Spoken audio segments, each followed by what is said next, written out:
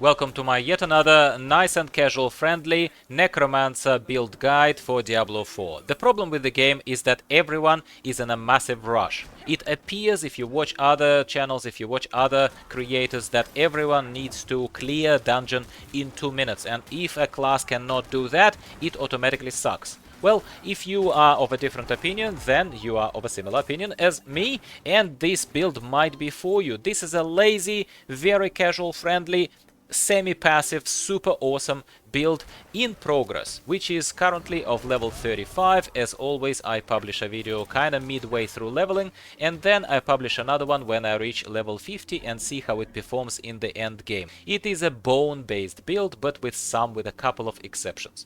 So we start with bone splinters. Bone splinters are awesome, and we are just using them essentially to generate our primary resource. We are taking enhanced bone splinters, and we are taking initiates bone splinters so that we have a chance to make the enemies vulnerable. We are focusing, our core skill here is going to be Bone Spear. Bone Spear is fantastic, it penetrates the enemies, it pierces them, it has a great kind of directional AoE effect if you like. So we use Bone Spear, the Bone Spear then breaks into 3 shards when it's destroyed, dealing a lot of damage by itself, and then we also have increased critical chance, critical strike chance, yeah? So it fires 2 additional bone shards when it's destroyed. That's cool. Now, what are we doing further? We are going here and we are starting to put points into Corpse Explosion first. You take Corpse Explosion. Corpse Explosion speaks for itself. It's a fantastic ability. You would have heard that it has been nerfed in the game because it was apparently dominating in beta and stuff like that. That's cool, but it still dominates. It's still for casual friendly purposes of clearing dungeons, leveling in your own leisurely time and leisurely pace. It's fan-freaking-tastic, okay? Trust me. So you're maxing this Corpse Explosion out.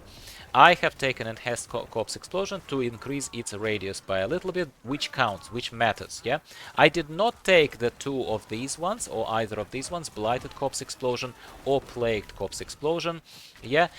I could, by now, I could consider taking Plagued Corpse Explosion to do a bit more damage to enemies that are vulnerable, but at the beginning I wouldn't worry about it, and as you can see at level 35 this build doesn't have it yet, and I'll kinda explain, if I don't forget, why. Our vehicle is Blood Mist. No, it doesn't speed you up massively. No, it's not available fast enough. It's not Rogue's Dash. It's nothing like Sorceress's Teleport. But let's not compare race cars to off-roader vehicles, if you pardon the metaphor here. Blood Mist is an amazing defensive. It probably is one of the best defensives, if not the best defensive. I will not waste your time reading through the description. You can read it by yourself. And then we are also making sure that this Blood Mist leaves a corpse behind every 1 second. Why? Because if we will talk about skeletons and your summons, how to keep them alive a bit later in this video. If they die and you are on a boss and there are no other targets that would generate a corpse, you can, as a last resort, you can use Blood Mist, and you will be relying on it regularly, on cooldown essentially, to generate corpses, to raise a little bit more of, again, your army, to replenish your army, so to speak. Yeah, that is one of the reasons, but at the same time I will show you the fantastic synergy that Blood Mist has, at least with 2 of my legendary items that I'm using, and with the legendary aspects that I'm relying on in this lazy man's Necromancer build. While we're here, I'll point out that I've taken Skeletal Warrior Mastery, increasing the life and damage of my Skeletal Warriors by 45%, which is almost a half, and I'm sure it is nothing to sneeze at by anyone's stretch of imagination. Over here, in the curse skills, I have started playing with Decrepify when I was first starting out on this build. Decrepify is not too bad, but at the moment, as you can see, I'm not using it. I'm only taking here a couple of passives. I've taken Death's Embrace, where if enemies are close to me, they do almost 10% less damage to me, which is always welcome, and they take more damage from me in case I am close by while I'm exploding corpses, and we will talk about that in a second when we talk about synergies with Corpse Explosion. And then here I am also using Skeletal Mage Mastery, because Skeletal Mages are awesome too. It's plus 60% their damage and life. Surely nothing to sneeze at. Over here in Corpse and Macabre, skills in this transitional part of the build while I'm leveling, I'm not paying attention to this. I am not taking anything. No, I'm not taking Bone Spirit that everyone is talking about, and no, I'm not taking Corpse Tendrils that everyone is talking about. I don't. It's a lazy man's build. Alright, here in Ultimates, prepare yourselves, my friends. I also tried different Ultimates, and I am playing with no Ultimate. Oh yes, Gyro, you're doing it again, mate. Yes, same as with Rogue. This build works fantastically well without any Ultimate. I am using Golem Mastery, boosting same as I've done for the others. I'm boosting Golem's power. I'm using Inspiring Leader, because I am an Inspiring Leader, I believe. And if I have been healthy for at least 4 seconds, which is not very hard to do with this build, minions increase their attack speed by 12%, which is massive, by the way. And then Death's Defense. This is important, okay? So this is what I promised you to say. How do you keep your Skellies alive, Gyro? Well, first of all, if they die, I raise them again.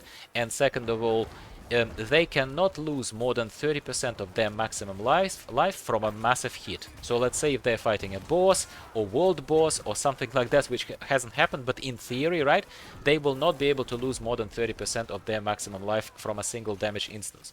So if you do virtually nothing and you don't raise temporarily a priest using the ability, the summoning ability to raise skeleton, that summons a priest to heal them a little bit and to buff them a little bit, my summons. Yeah, periodically. If you even not doing it, then at the very least they'll be able to withstand 3 hits, no matter how strong, before they die. Which is something. Because those hits are not that frequent. At least in not how I play so far, this theory has been proven fantastically well for me.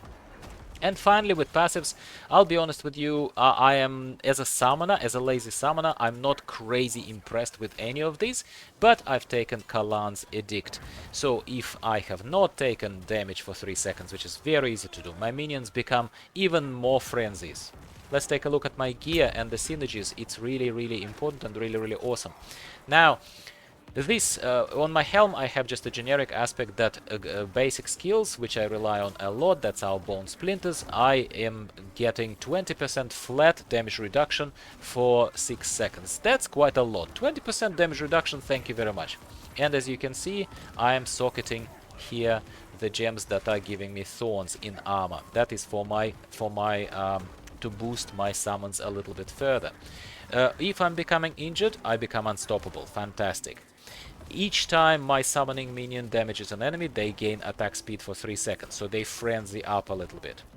Now, when I'm not healthy, I get the magical bubble that we all know and love in a lot of our specs. Blood Mist, that is the first synergy with Corpse Explosion and Blood Mist. Blood Mist triggers Corpse Explosion on surrounding corpses. When it detonates a corpse, its cooldown is even reduced by a little bit.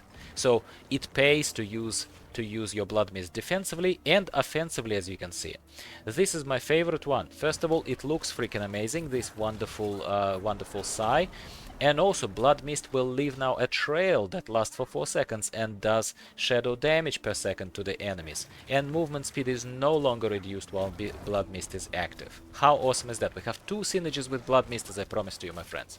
Now, we are damaging an elite enemy. It gives us a barrier for a little bit. That's a nice little help. Nothing to write home about, but I'm not gonna say no, would you?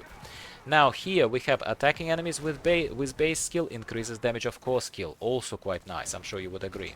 And skills deal a little bit more damage based on the primary resource. I am using Corpse Explosion whenever there are corpses, whenever I can group enemies up. The only time I'm not using Corpse Explosion is when there are really few enemies, like 1 or 2.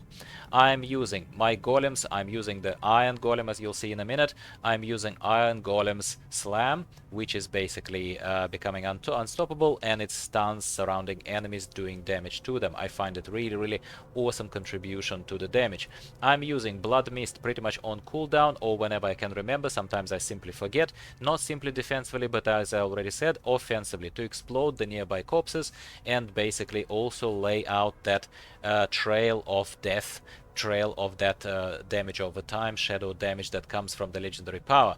And I am raising skeletons if they die. I'm keeping an eye on how many skeletons, like right now I'm after the boss fight. You can see that some of them are dead, so I would need to resummon them, but there are just no corpses nearby, which I can generate with my blood mist, of course, but I can't be bothered. And I'm also using, even if I'm at full army of my skeletons, I'm using it to summon the priest who heals them and buffs them in kind of temporarily. I'm using bone splinters on my left mouse click, and I'm using bone spear on my right mouse click. Let's take a look at my Book of the Dead. I'm using defenders as my skeletons because they are a little sturdier and also faster than the reapers. So skirmishers I found a little too squishy. Defenders are okay.